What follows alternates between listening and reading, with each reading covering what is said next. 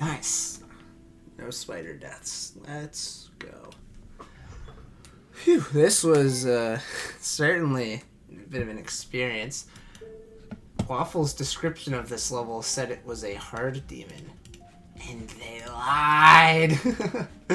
That's a good amount of attempts. It's extremely learny. It's kind of just a classic case of creator makes a very learny level and underrates it because they did not have to learn it.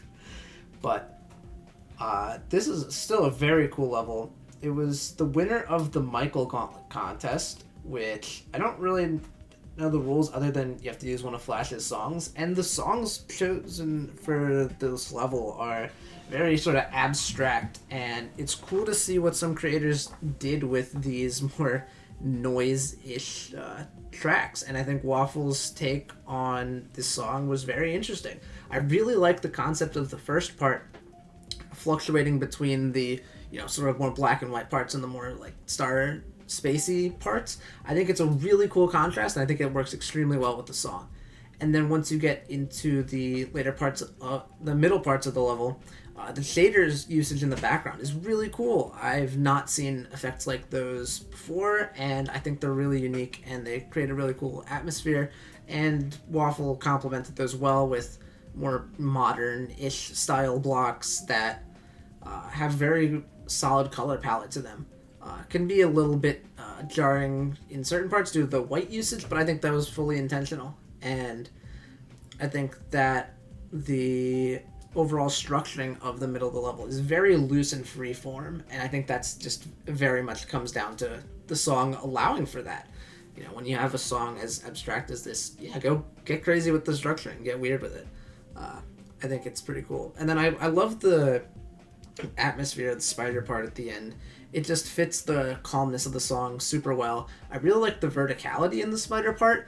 It does lead to some blind clicks that I felt were, maybe not the most fair. You could eventually get a good feel for them, so it didn't become too much of a problem. I wouldn't say they're choke points, but the rest of the spider is pretty easy, and there are some blind clicks there that people might find a bit undesirable. And in general, the gameplay of this level is not very well polished.